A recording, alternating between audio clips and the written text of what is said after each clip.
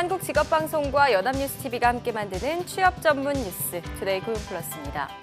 정부가 조선업 구조조정과 제4차 산업혁명 등 경제사회적 변화에 직면해 내년도 일자리 사업 예산을 대폭 확대합니다. 정부는 내년도 일자리 사업 예산으로 17조 5,229억 원을 투입한다고 밝혔습니다. 이는 올해보다 약 1조 7천억 원 늘어난 것으로 내년 정부 예산의 4.4%를 차지하는 겁니다. 사업 내용은 전면 개편해 수요자 선택권을 늘리고 성과 평가를 강화하는 방향으로 예산을 집행합니다. 경찰이 우리 사회에 만연한 갑질 문화를 대대적으로 뿌리 뽑기로 했습니다. 권력형 부패 비리부터 직장 내 인사 채용 비리까지 1일부터 100일 동안 특별 단속을 실시합니다. 황정현 기자입니다. 경비원 폭행으로 물의를 빚은 미스터피자 MPK그룹의 정우현 회장. 운전기사 갑질 매뉴얼을 만든 정일선 현대 B&G 스틸 사장. 비슷한 사례로 도마에 오른 몽고식품 김만식 전 명예회장과 이해욱 대림산업 부회장까지 자신의 우월적인 지위를 이용해 불법 행위를 한 이른바 갑질 오너들입니다. 이 같은 횡포는 경제계뿐 아니라 정치, 사회, 문화 등 우리 사회의 전 분야에 걸쳐 만연해 있습니다. 경찰은 이러한 갑질 횡포가 집단 내 이해관계 등으로 음성화되는 경향이 있는 만큼 적극적인 단속이 필요하다고 보고 태스크포스를 꾸려 특별 단속에 나서기로 했습니다. 중점 단속 대상은 권력, 토착형 공직 부패 비리와 거래관계상 우월한 지위를 이용한 리베이트 행위, 직장 내 인사 채용과 성폭력, 블랙 컨슈머와 사이비 기자들의 금품 갈취 행위 등입니다. 경찰 내부에서 제기되는 갑질 의혹 또한 단속 대상입니다. 경찰은 뇌물수수나 배임수대 사건도 직무상 관계를 면밀히 수사하고 불공정 거래처럼 형사처벌이 애매한 사안은 특별법을 검토할 방침입니다. 그러나 갑질의 범위가 광범위한 데다 개념도 명확하지 않은 만큼 이번 특별 단속이 실효성을 거두려면 경찰의 첩보 수집 활동과 내부 피해자의 제보가 절실할 것으로 보입니다. 연합뉴스TV 황정현입니다. 올해 하반기 증권사 취업문은 더 좁아질 것으로 보입니다. 금융투자업계에 따르면 국내 주요 증권사들의 하반기 전체 채용 규모는 많아야 250명 안팎에 그칠 전망입니다.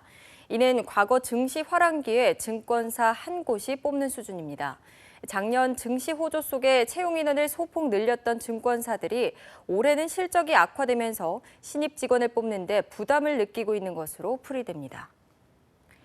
한진해운이 결국 법원에 법정 관리를 신청했습니다. 당장 해운산업과 수출 물류 피해가 우려되자 정부는 한진해운의 남은 우량 자산을 현대상선이 인수하는 방안을 추진하기로 했습니다. 한진해운의 노선에는 현대상선의 대체 선박 투입도 요청할 방침입니다. 박진영 기자입니다.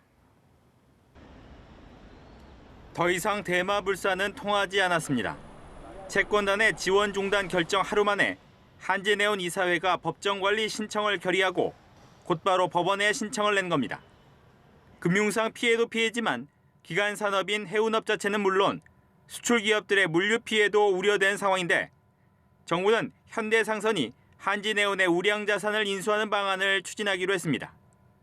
한진해운의 자산 중 아시아 8개 항로 영업권 등은 한진그룹 계열사로 넘어갔지만 남아있는 항만과 여타 항로 운영권을 현대상선에 넘기면 해운산업 경쟁력 유지에 도움이 될 것이라는 판단에서입니다. 영업이익을 창출하는 데 기여할 수 있는 선박의 인수, 그리고 해외 영업 네트워크와 핵심 인력에 대한 적극적인 인수를 추진하겠습니다. 정부는 한진해운 법정 관리가 금융시장에 미칠 영향은 크지 않을 것으로 보고 있습니다. 회사채는 일반 투자자 보유분이 얼마 되지 않고 주식시장 내 비중도 낮기 때문입니다. 문제는 협력업체와 해운 항만 산업입니다. 해운 대리점과 선박용품 공급업체 같은 협력업체 대상 채무가 637억 원인데 90%가량 손실이 불가피합니다.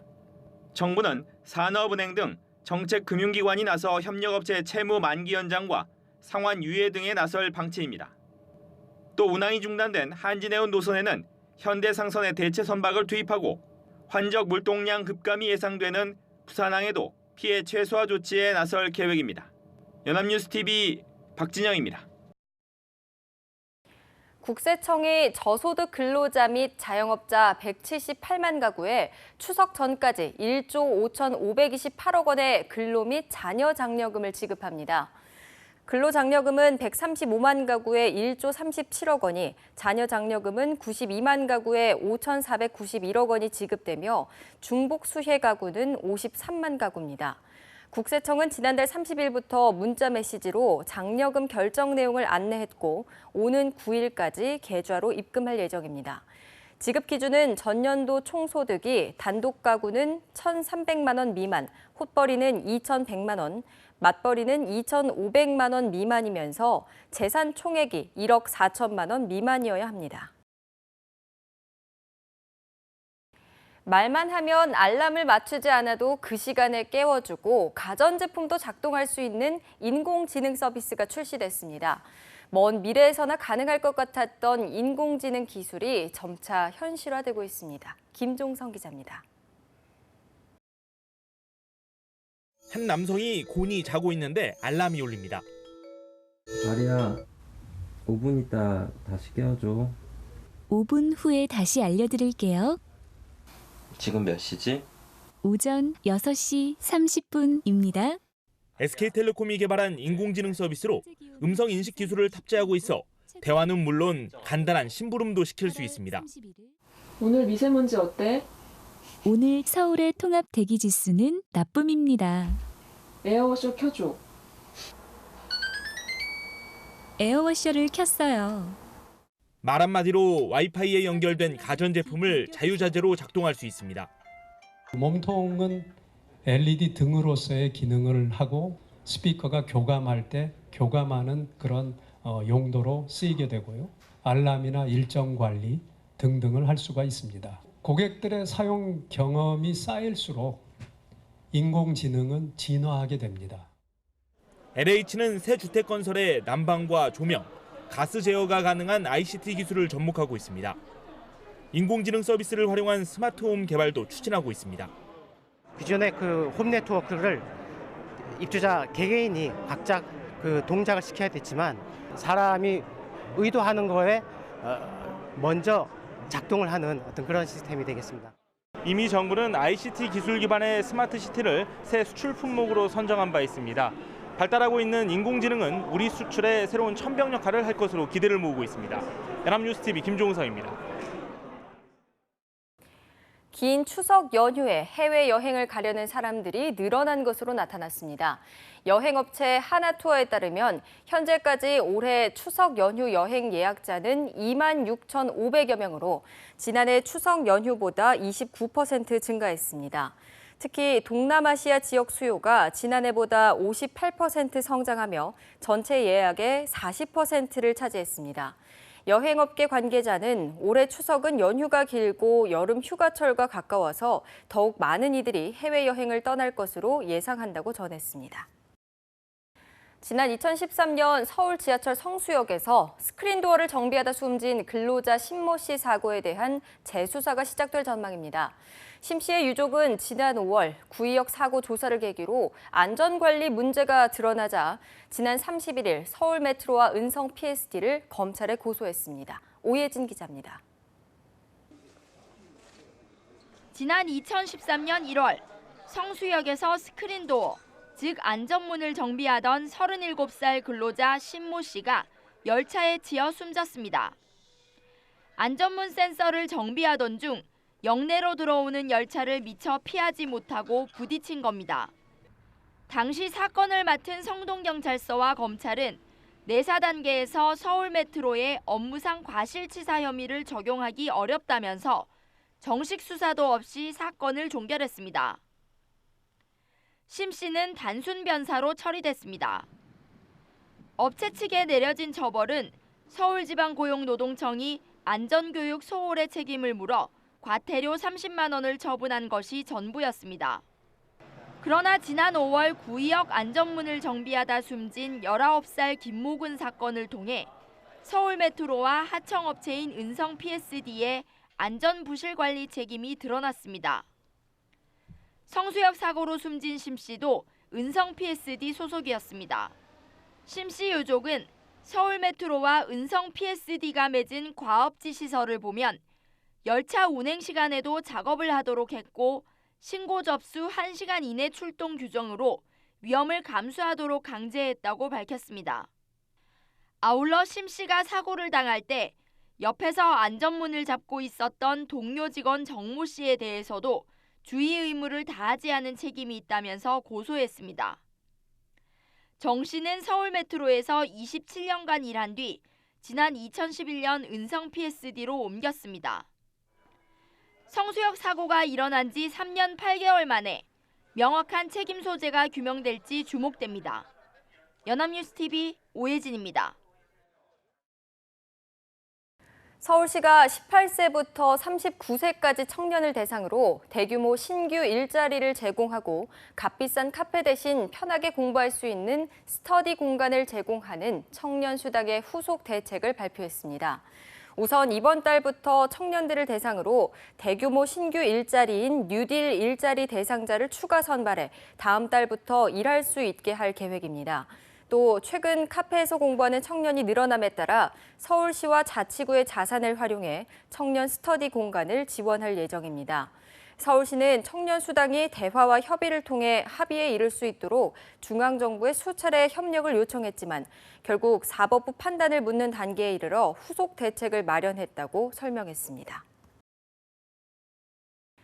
진경준 전 검사장과 홍만표 변호사 사건으로 홍역을 앓은 검찰이 법조 비리를 뿌리 뽑고 청렴성을 높이겠다며 대책을 내놨습니다. 의혹의 눈초리를 받아온 이른바 몰래 변론은 시도조차 하지 못하게 됐습니다. 강민구 기자입니다.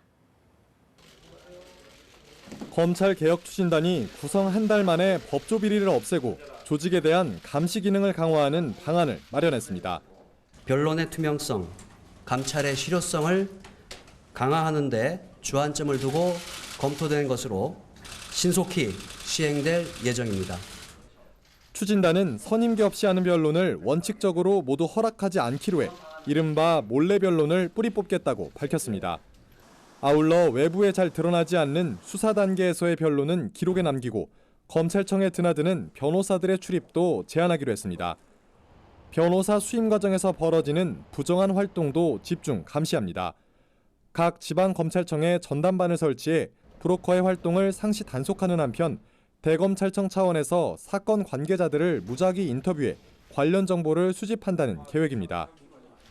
진경준 전 검사장으로 인해 불거진 검찰 고위직의 주식 거래나 재산 증식 과정에서의 문제점에 대한 예방책도 마련됐습니다. 특정 부서에 근무하는 동안은 주식 거래가 아예 금지되고 승진을 앞둔 고위직 검찰 간부는 재산 형성 과정에 대해 보다 엄격한 심사를 받게 됩니다. 추진단은 조직 내부를 감시하는 감찰 인력을 늘리고 최고 책임자도 외부에서 임명하는 등 청렴도를 높여 신뢰를 회복하겠다는 방침입니다. 연합뉴스TV 강민구입니다. 인삼을 꾸준히 먹으면 스트레스가 완화되는 것으로 나타났습니다. 농촌진흥청은 경희의료원 정신건강의학과 김종우 교수팀과 공동으로 성인 70명을 대상으로 백삼을 이용한 인체 적용 시험을 실시한 결과 이 같은 연구 결과가 나왔다고 밝혔습니다. 백삼은 겉껍질을 벗기거나 벗기지 않고 햇볕에 말린 인삼으로 면역력 증진과 피로 개선에 도움을 줄 수 있음 등 2가지 기능성이 있는 건강기능식품 원료로 등록돼 있습니다. 농진청은 연구 결과를 활용해 인삼이 긴장 완화 효능이 있는 건강기능식품 원료로 추가 등록될 수 있도록 추진하고 논문도 발표할 예정입니다.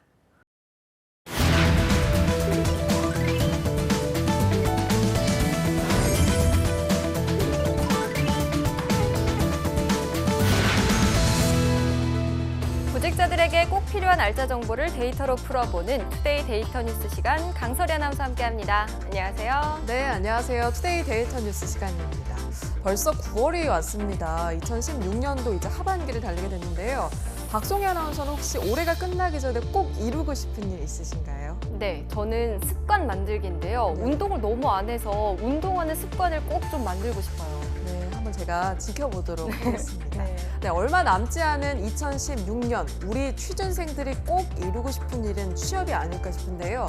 특히 9월은 전국의 취준생들에게 남다른 달이기도 합니다. 드디어 하반기 공채가 눈앞으로 다가왔기 때문인데요. 얼마 남지 않은 시간 최대한 효율적으로 준비하기 위해서 지금 필요한 건 바로 정보겠죠. 그래서 준비한 오늘의 주제는 하반기 공채 전격 분석입니다. 네, 벌써 하반기 공채 일정이 속속 발표되고 있는데요. 이 취업문이 조금 넓어졌는지가 가장 궁금한데요. 올해 하반기 채용 규모 얼마나 되나요? 네, 안타깝게도 경기 불황으로 인해서 올 하반기 취업문은 한결 좁아질 전망입니다. 대체로 흐림이라고 할 수 있는데요. 취업포털 잡코리아에 따르면 국내 주요 대기업 146개의 하반기 채용 인원을 조사했는데 총 9,121명으로 작년과 비교해서 9.8% 감소했다고 합니다. 10%에 가까운 큰 감소폭인데요. 500대 기업 중에 대졸 공채 신입을 뽑는 기업은 54.7%로 절반이 살짝 넘었고요. 28.5%는 채용 계획이 없다고 답했습니다. 네, 일단 채용 인원이 줄었으니까 경쟁률도 높아질 수밖에 없겠는데요. 업종별로도 채용 인원의 차이가 있을 것 같습니다. 그중에서 또 어느 분야가 전망이 밝을지도 예상해 주시죠. 네, 업종별로 채용 인원도 분석을 해봤는데요. 전반적으로 채용 인원이 줄어들었지만 전기, 전자만 예년 수준의 채용을 유지했습니다. 대체로 흐린 가운데 전기, 전자만 맑음인데요. 업종별 감소폭은 건설업이 마이너스 28.1%로 가장 컸고요. 유통, 무역업, 기계철강업, 자동차 운수업, IT 정보통신업 순으로 채용 감소폭이 컸습니다. 또 꿈의 직장으로 불리는 금융권의 취업문이 아주 좁아질 전망이라고 합니다. 채용 규모는 작년과 비슷하거나 소폭 감소가 예상되는데요. 올 상반기에 신한은행을 제외하고 공채를 진행하지 않았기 때문에 경쟁률은 더 치열해질 전망입니다. 네, 이렇게 취업문이 좁아질수록 취준생들은 하나의 기업이라도 놓치고 싶지 않을 것 같은데요. 지난 2013년에는 삼성그룹과 현대차그룹의 인적성 검사일이 한날에 몰려서 취준생들의 원성을 사기도 했었는데요. 올해도 이런 일이 있나요? 네, 다행히도 올해는 다양한 기업의 지원이 가능할 것으로 보입니다. 삼성, 현대차뿐만 아니라 SK, LG 이렇게 4대 그룹의 인적성 검사일이 모두 엇갈려서요. 4대 그룹 시험을 모두 치를 수 있게 됐습니다. 네, 채용 인원이 줄어든 대신 여러 번 지원할 수 있는 기회가 생겼네요. 자, 그럼 본격적으로 분석을 시작해 볼까요? 올 하반기 채용 트렌드 분석 먼저 해주시죠. 네, 올 하반기 채용 트렌드는 두 가지만 기억하시면 됩니다. 바로 탈스펙, 또 직무 적합성 평가인데요. 특히 직무 능력을 평가하기 위해서 인턴 경력이나 공모전을 요구하는 기업이 예년에 비해서 10% 이상 큰 폭으로 늘었습니다. 또 기업 규모가 클수록 직무와 연관된 다양한 경험을 요구하는 비율이 높은 것으로 나타났으니까요. 이 점 참고하시길 바랍니다. 네, 지난해부터 직무 적합성 평가 이런 말 많이 듣고 있는데요. 기존의 채용 방식과는 조금 다른 부분을 평가하겠다 이런 의도로 보이는데 어떤 부분에 중점을 둬서 준비하면 될까요? 네, 이 직무 적합성 평가가 요즘 가장 핫한 채용 트렌드입니다. 작년부터 도입이 되면서 채용 기준을 많이 바꿔놓고 있는데요. 기존의 스펙 쌓기 중심의 평가 방식 대신에 현장에 투입할 수 있는 직무 적합성을 보겠다는 겁니다. 이를 체계화한 국가 직무 능력 표준 NCS를 도입하는 기업도 늘어나고 있죠. 기업 인사 담당자 518명에게 조사를 해봤더니 국가 직무 능력 표준에 대해서 알고 있다고 응답한 기업이 58.5%로 나타나서요. 전년에 비해서 22.2% 증가한 걸 볼 수가 있습니다. 또 국가 직무 능력 표준을 활용하고 있거나 활용할 예정인 기업도 26%로 전년에 비해서 21.4% 늘었습니다. 국가 직무 능력 표준은 이미 공공기관과 공기업을 준비하는 취준생들에게는 필수인데요. 일반 기업으로 확대되고 있기 때문에 취준생들의 준비가 필요해 보입니다. 네, 그렇군요. 이 채용 트렌드가 직무 적합성으로 바뀌고 있다면 기업들이 신입사원을 채용할 때 가장 중요하게 보는 항목도 변하고 있을 것 같은데요. 그렇죠. 이 취업포털 사람인에서 기업 인사 담당자 147명을 대상으로 조사를 해봤더니 인사 담당자들은 하반기 공채 서류 평가 시 가장 중요한 항목으로 보는 게 인턴이나 실무 경력을 뽑았습니다. 33.3%를 차지했는데요. 직무 적합성 평가의 연장선상으로 볼 수 있겠죠. 있었죠. 그 뒤를 이어서 전공, 자격증, 외국어 회화 능력, 대외 활동 경험 수준으로 나타났습니다. 서류 평가부터 실무적인 경험과 전공을 살피겠다는 뜻으로 풀이됐는데요. 자기소개서도 이를 유념해서 작성해야겠습니다. 네, 실무 경험이 대세가 된 것 같습니다. 자, 그전에는 구종 스펙이라고 해서 학벌, 학점, 토익, 어학연수는 물론이고요. 성형수술까지 해야 한다 이런 말이 있었는데 이제 이런 스펙은 별로 필요가 없어진 건가요? 그렇습니다. 기업은 우수한 인재를 채용하기 위해서 오히려 스펙 기준을 완화하고요. 채용 절차를 간소화하는 추세라고 하는데요. 그 대신 더 강화하고 있는 것도 있습니다. 바로 심층 면접인데요. 하반기 채용 전형에 변화가 있다고 밝힌 기업들 중에 면접 전형에 변화가 있다고 답한 기업이 76.6%로 가장 많았습니다. 기존의 스펙 대신 직접 면접 절차를 통해서 인재를 구별하겠다는 건데요. 구체적인 변화로는 면접 시 직무 역량 평가를 강화하겠다는 응답이 63.9%로 가장 많았고요. 실무진 면접 강화, 면접 시 인성평가 강화 등으로 답했습니다. 네, 하반기 채용부터 면접의 비중이 굉장히 커지는 겁니다. 면접에 따라서 당락의 승패가 갈린다고 해도 과언이 아닐 것 같은데요. 네, 그렇습니다. 기업들은 하반기 우수 인재를 채용하기 위해서 지원자들의 학력이나 학점, 어학 성적 등의 스펙 기준을 완화한다고 밝혔습니다. 그 대신에 대기업들은 채용 과정에서 지원자들이 주어진 미션 수행을 해결하거나 합숙 면접을 통해서 역량을 검증하는 심층 면접을 강화하겠다는 건데요. 기업별로 살펴보면 롯데는 실무진 면접과 임원 면접 등을 하루에 몰아보는 원스톱 면접을 실행하고요. 현대자동차는 복장 자율 면접, 효성그룹은 블라인드 면접, 현대카드는 면접일 선택제와 저녁 시간 면접을 도입할 예정이라고 합니다. 네, 하반기 공채 트렌드는요. 직무 적합성, 심층 면접 이 두 가지를 기억하고 공략하시면 좋은 결과가 있을 것 같습니다. 힘내셨으면 좋겠고요. 지난해 취업 준비생들의 공채 준비 기간은요. 평균 13개월이었습니다. 거의 1년에 가까운 시간 동안 취업을 준비하는 거죠. 이번 하반기 공채에도 재수, 삼수로 지원하는 취준생들 많다고 하는데요. 열심히 준비한 만큼 좋은 결과 있기를 바라겠습니다. 네, 지금까지 투데이 데이터 뉴스 강설이 아나운서와 함께했습니다. 고맙습니다. 네, 고맙습니다.